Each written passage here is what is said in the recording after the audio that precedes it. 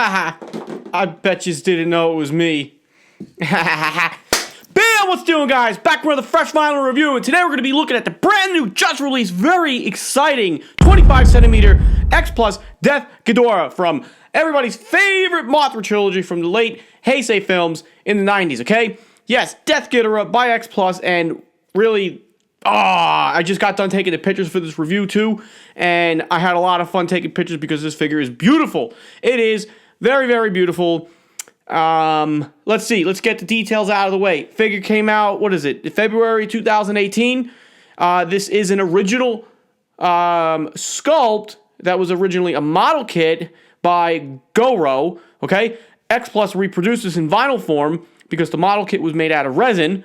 And this is the vinyl version, part of the Favorite Sculptors Line. As we know, GOWROW model kit, Favorite Sculptors Line, it's basically X Plus is reproducing vinyl figures of model kits that came before. MM28's another line that we've been getting figures from. GOWROW, let's see, we got, what is it, the Batra, and I think the Kaiser Ghidorah, yeah, okay. So, other Favorite Sculptors lines were the Baragon and Mothra 2001, okay? So, how was this figure chosen? Part of the Favorite Sculptors line. Again, I stated in another review that G. Okamoto from X Plus said that they're basically picking model kits that they like, hence the term Favorite Sculptors line. So, these are X Plus's favorite sculptors that they're willing to do business with and reproduce their figures. Bam! Okay? All right. Figure... price-wise, depending if you got the Rick or the standard, you're probably looking around $240, $260, give or take. I got the standard. I did not go Rick on this. The Rick comes with light-up eyes and a mouth. I just been having some, hesitation with the Ricks because some of them don't work. Some of them burn out while I'm on video recording. Or some of them just look meh. Some of them got bleed through. But you know what? Not all of them are going to be, ballpark home runs. Some of them are misses. I felt that I was just, I just was not going to need light up eyes. I skipped the Rick on the Kaiser Ghidorah also. That came with light up eyes.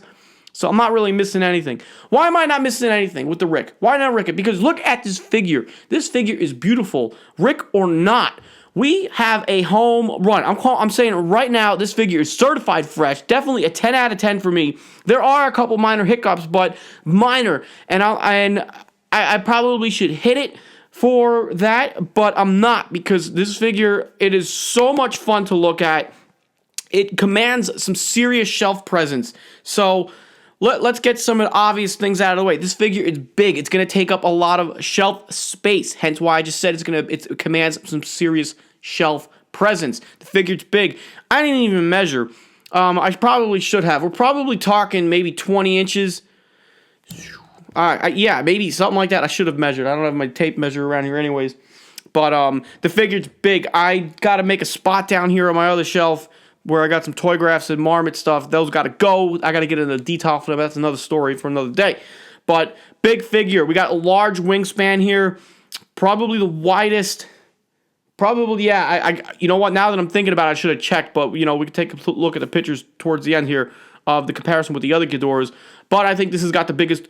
widest wingspan here out of all of them. The Showa Ghidorah has the tallest wingspan as far as height-wise goes, but this is going to take up most shelf space from wingtip to wingtip, okay? Even from the tip, I think this is the most outer head here, from the tip of the tail to the tip of the nose. We got probably looking at 12, 13, 14, maybe 15 inches, so we got another 12... Yeah, I think we're looking close to like 20 inches wide here. So it's a big figure, okay? And that's great. I mean, this is a big 25cm figure. And all the other Ghidorahs that come out are also 25cm scale. Imagine if this thing was in 30cm scale. Oh, my home. So let's talk about the box real quick before we get any further. I already chopped up the box. This is what the box art looks like. Just a basic...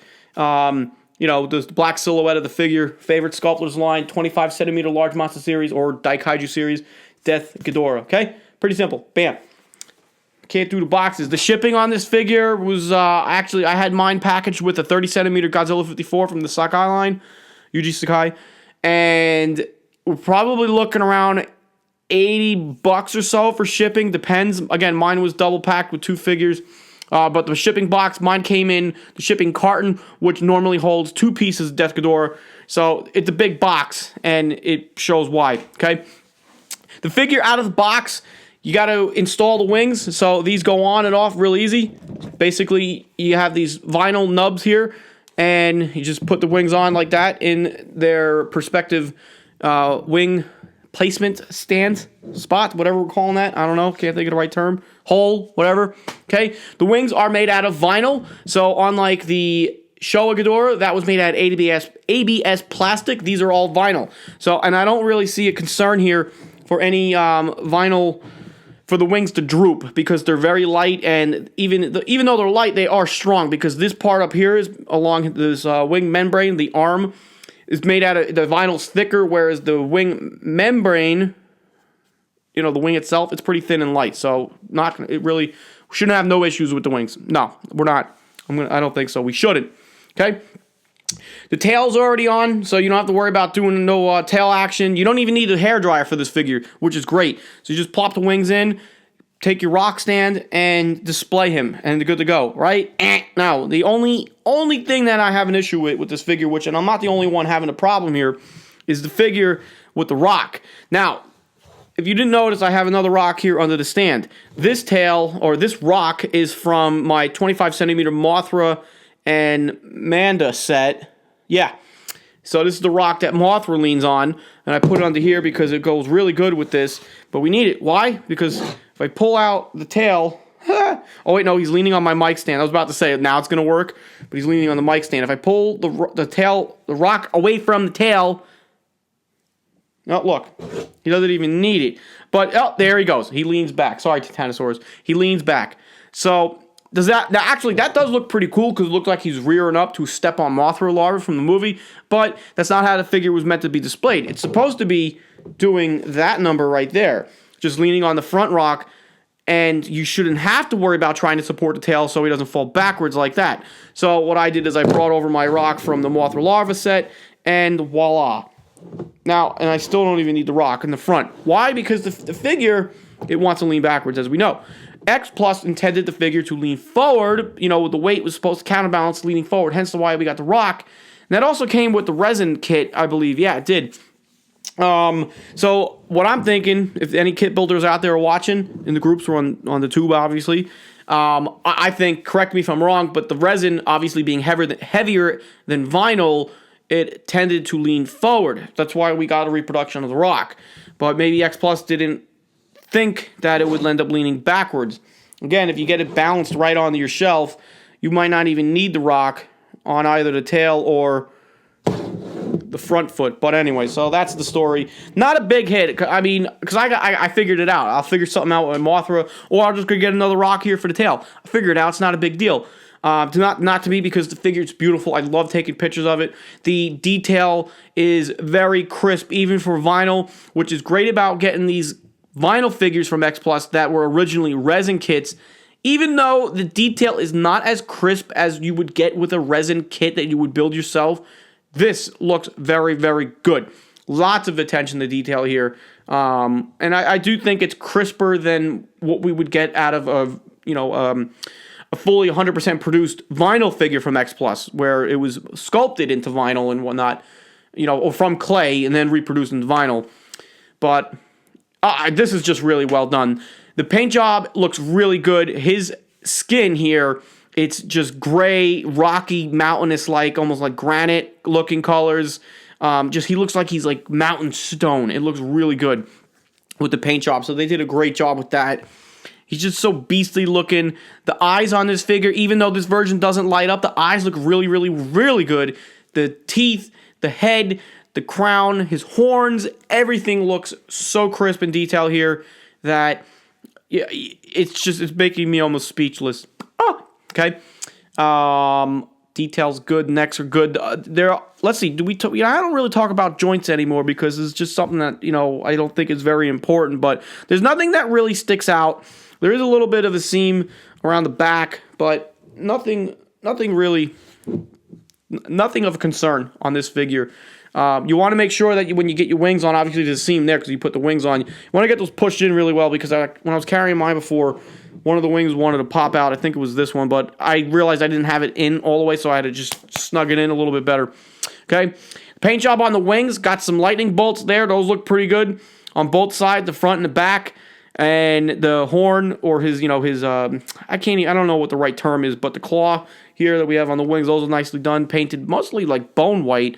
So those look good. The back of the figure is very beautiful looking.